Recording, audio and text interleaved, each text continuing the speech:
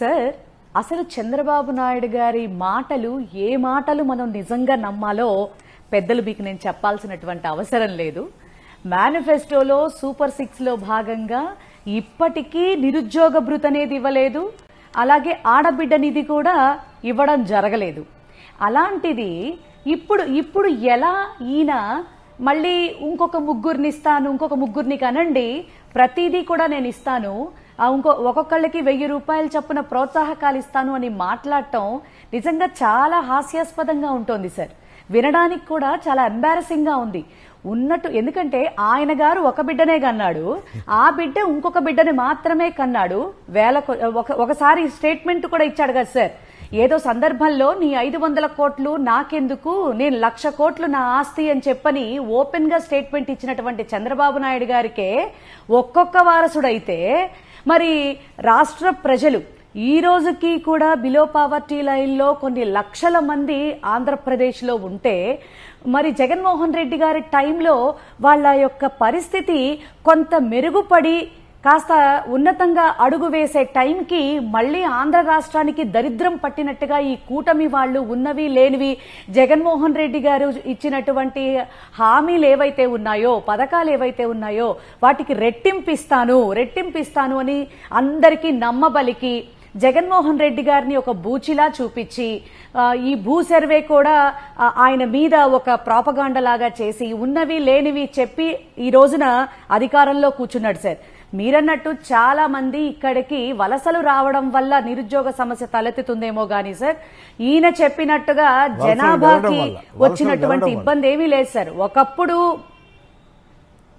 Yes sir, ఆ రకంగా ఇబ్బంది వస్తోందేమో తప్ప వలసలు వెళ్లడం వల్ల నిరుద్యోగ సమస్య కావచ్చు, జనాభా తగ్గడం కావచ్చు, అలా ఏమన్నా జరుగుతోందో తప్ప. ఎందుకంటే ఈయన కరెక్ట్ గా పనిచేస్తే ఉద్యోగస్తులకి అవకాశాలు కల్పిస్తే, ఇప్పుడు పరిశ్రమలు సైతం కూడా ఇప్పుడు మనం 2-3 రోజుల క్రితం చూసాం సార్, ఈయన 99 పైసలకే మరి స్థలాలు ఇస్తానని చెప్పినప్పటికీ కూడా మేము విత్డ్రా అవుతున్నాము, నువ్వు ఇచ్చేటటువంటి ఏ ఫెసిలిటీస్ కూడా మాకు అక్కర్లేదు అని 4 కంపెనీలు వెనక్కి వెళ్లిపోవటం ఇందుకు తార్కాణం కాదా అని నేను అడుగుతా ఉన్నా. ఇప్పుడు ఎంత వలస వెళ్లిపోయినా కూడా అసలు ఆడబిడ్డ నిధికి నాకు తెలిసి 18 సంవత్సరాల నుంచి 50 సంవత్సరాల లోపు ప్రతి ఒక్కరికి కూడా ఇస్తానని చెప్పాడు. సుమారు 1 కోటి పైగా ఉన్నటువంటి మహిళలకి మరి P4 విధానం అంటూ తీసుకొచ్చి లిటరల్లీ 10 లక్షల మందికి కూడా సహాయం చేయనటువంటి వ్యక్తి ఏ రకంగా ప్రతి ఒక్కళ్ళని కూడా మరి ఇది చేయమని చెప్తాడు సార్, బిడ్డల్ని కనమని చెప్తాడు? నాకు అర్థం కాదు. ఈ రోజుల్లో ఒక బిడ్డని, ఆనాడు మన పూర్వతరాల్లో 10 మందిని 15 మందిని కన్నా నిజంగా అప్పటి మన పూర్వీకులు ఏ రకంగా పెంచి పెద్ద చేశారో మనకైతే తెలియదు కానీ సార్, ఈ రోజున ఒక బిడ్డను పెంచి పెద్ద చేయడానికే ఎంతో కష్టం అయిపోతోంది. ఆ కష్టాన్ని తగ్గించుకోవటం కోసం ఇంట్లో ఉన్నటువంటి భర్త, భార్య, ఉన్న పిల్లలు కూడా చదివించే పరిస్థితి లేక గవర్నమెంట్ బళ్ళనేవి కార్పొరేట్ స్థాయికి వచ్చింది కేవలం జగన్మోహన్ రెడ్డి గారి టైంలోనే సార్.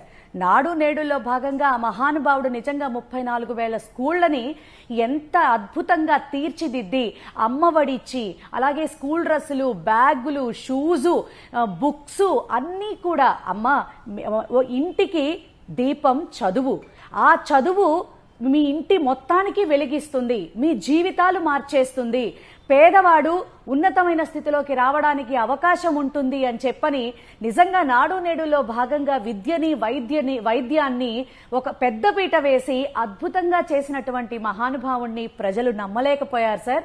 ఈ రోజున ప్రతి ఒక్కళ్ళు బాధపడతా ఉన్నారు. జగన్మోహన్ రెడ్డి గారు మొదటి సంవత్సరం 15,000 వేసి, రెండవ సంవత్సరం 14,000 వేసేటప్పటికి ఆ 1,000 రూపాయలు ఆయన మెయింటెనెన్స్ కోసం అని చెప్తే గగ్గోలెత్తిపోయినటువంటి వీళ్ళు మరి మొదటి సంవత్సరం ఎగ్గొట్టేయటమే కాకుండా రెండో సంవత్సరం తూతూ మంత్రంగా 13,000 రూపాయలు ఇచ్చి 2,000 ఎవరి ఖాతాలో వేస్తున్నారో ఈ రోజుకి ఒక క్లారిటీ అనేది లేదు సార్. ఎంత దారుణంగా వీళ్ళు ప్రవర్తిస్తూ ఎవ్వరికి ఒక విధానాన్ని గాని, ఒక పథకాన్ని గాని పర్ఫెక్ట్ గా అందించడం గాని, రైతుల్ని చూడొచ్చు మీరు, ఇతరత్ర ఏ వర్గాన్ని చూసుకున్నప్పటికీ కూడా ఎవ్వరూ కూడా ఈ రోజున సంతృప్తికరంగా లేరు సార్.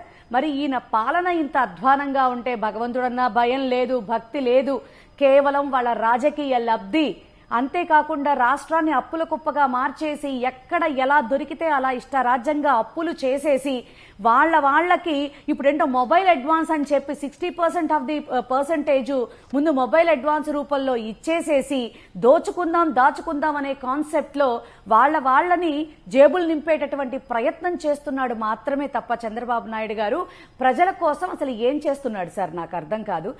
ఏమీ చెయ్యకుండా అసెంబ్లీలో అవలీలగా అబద్ధాలాడేటటువంటి వ్యక్తి నిజంగా సార్ నిజం సార్. చాలా మంది అంటుంటే నేను అబద్ధం అనుకున్నాను, కానీ నిజం చెప్తే తల 1000 వక్కలవుతుంది అనేటటువంటి శాపం నిజంగా చంద్రబాబు నాయుడు గారికి ఉంది సార్.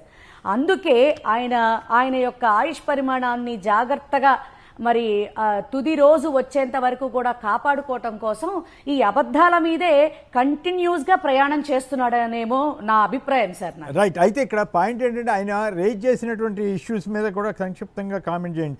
25,000 రూపాయలు ప్రోత్సాహకం అంట ప్రసవ సమయంలో, అట్లాగే 3వ సంతానానికి అంట, మరి అదేంటో మరి 2వ సంతానం కాకుండా ఇది మొదటిద్దరికి లేదు కాబోలు 5 ఏళ్ల పాటు నెలకు 1000 రూపాయలు చొప్పున 18 ఏళ్ల వరకు ఉచిత విద్య.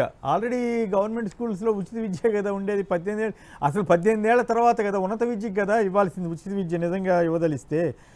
తర్వాత మెటర్నిటీ లీవు, తండ్రులకు 2 నెలలు లీవు.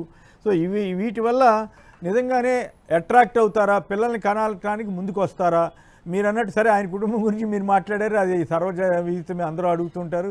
మరి దాని మీద ఆయన ఏమి రిప్లై ఇచ్చారో, ఆయన ఆ విషయం ప్రస్తావించారో లేదో తెలియదు. కానీ బట్ ఈ అట్రాక్షన్స్ సరిపోతాయా? ఇప్పుడు చైనా వంటి దేశాల్లో అప్పట్లో మొదట్లో నన్ ఆర్ వన్ అని ఉండేది. ఆ తర్వాత అక్కడ ఉన్నటువంటి పరిస్థితుల రీత్యా అక్కడ సంవత్సరానికి 44,000 రూపాయల వరకు ఒక్కో బిడ్డకో ఎట్లాగో ఇస్తున్నారని ఈ నెట్లో చూస్తే కనపడింది. సో అక్కడ పరిస్థితి వేరు. ఇక్కడ పేదరికం కానీ ఇతరత్ర డెవలప్మెంట్ కానీ ఇండస్ట్రీస్ కానీ సరైన లేని నేపథ్యంలో అందుట్లో వాగ్దానాలు అమలు చేసే ట్రాక్ రికార్డు లేని ప్రభుత్వం ఇటువంటి ఈ 25,000 ఇస్తాము, 1000 రూపాయలు ఇస్తామంటే జనం నమ్ముతారా? ఈ హామీలు సరిపోతాయా? ఒకవేళ నిజంగా నమ్మినా ఇవి ఇచ్చేవి ఈ ప్రోత్సాహకాలు పిల్లల్ని పెంచడానికి సరిపోతాయా?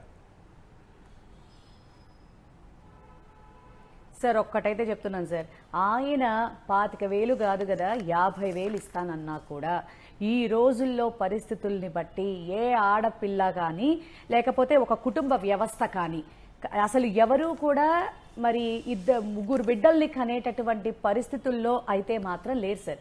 అంటే ఇది నేను చెప్పచ్చో చెప్పకూడదో నాకైతే తెలియట్లేదు సార్. వీళ్ళ పార్టీకి సంబంధించిన అంటే ప్రతిదీ కూడా సార్, ఎందుకంటే ఆయన ఫుల్ ప్లానింగ్లో ఉంటారనమాట.